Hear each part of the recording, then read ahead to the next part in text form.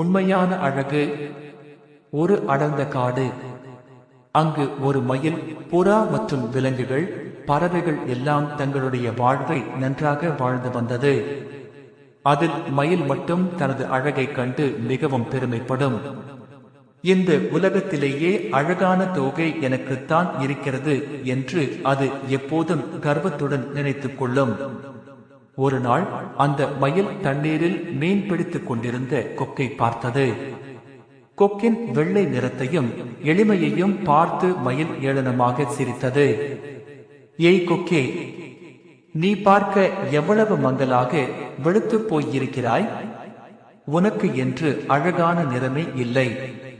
என்னை பார், நான் நவம்பர் ரத்தினங்களைப் போல மின்னுகிறேன் என்று சொல்லி தனது தோகையை விரித்து ஆடியது.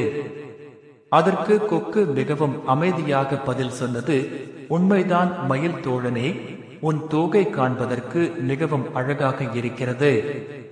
ஆனால் அந்த தோகையை வைத்துக் கொண்டு உன்னால் வானத்தில் உயரே பறக்க முடியுமா?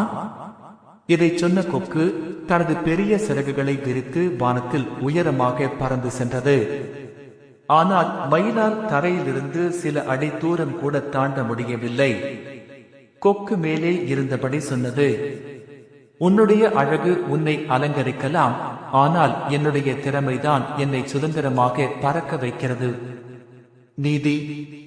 வெளித்தோற்றம் மட்டுமே ஒருவருக்கு உயர்வை கொடுத்து விடாது. ஒருவரிடம் இருக்கும் திறமையும் நல்ல குணமுமே அவர்களை உயர்ந்த இடத்திற்கு கொண்டு செல்லும்.